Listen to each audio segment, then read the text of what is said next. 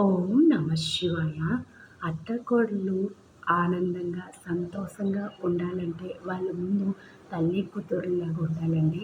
ఎందుకంటే పక్కన వాళ్ళు కానీ, ఆడపడుచులు కానీ ఏదైనా చెప్తే చాలు అత్తాకోడళ్ళ మధ్యన గొడవ వస్తుందండి.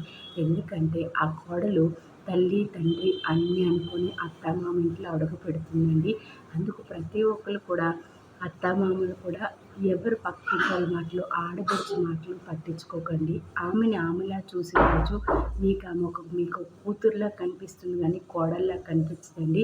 ప్రతి ఒక్కరు కూడా కోడళ్ళ అత్తలకు గౌరవించండి. అలాగే అత్తామామ కోడల్ని కూడా గౌరవించాలండి.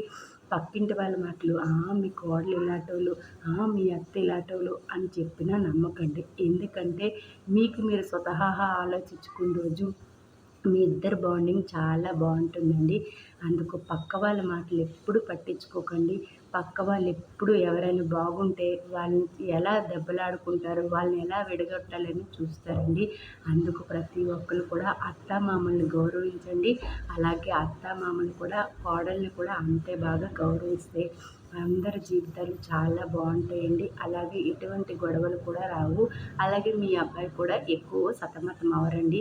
మీ ఇద్దరి మధ్యన గొడవ వస్తే ఎక్కువ సతమతం అయ్యేది మీ అబ్బాయి అండి. అందుకు ప్రతి ఒక్కరు కూడా అత్తామామలు ప్రేమగా, అనురాగంగా కోడలు చూసుకోండి. కోడలు కూడా అత్తామామల్ని తల్లిదండ్రులా చూసుకుంటే మనం పైకి వెళ్ళేటప్పుడు ఏం తీసుకెళ్ళమండి. మనం ఎంత పుణ్యం చేశామో ఆ పుణ్యాన్ని మాత్రమే తీసుకెళ్తాం. అలాగే ఆ బోలా శంకరుడు పరమేశ్వరుడు పైనుంచి అన్నీ చూస్తాడండి.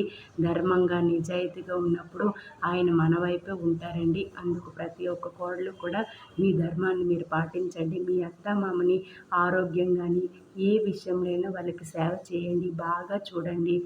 అలాగే మన పిల్లలకు కూడా మనం చూసే నేర్చుకుంటారండి. మనం ఏం చేస్తే వాళ్ళు అదే చేస్తారు. ఈ తరం పిల్లలు మరీ షార్ప్గా ఉన్నారండి. మనం ఎలా చూస్తే రేపు మనకు కూడా మన పిల్లలు అలాగే చూస్తారండి. అందుకు ప్రతి ఒక్కరు కూడా తల్లిదండ్రులను, అత్తామామల్ని చాలా బాగా గౌరవించండి. ఏదైనా మీ అందరికీ తప్పుగా అనిపిస్తే క్షమించండి. నాకు తెలిసింది మంచి వాక్యాలు చెప్తున్నానండి. ఓం నమ శివాయ.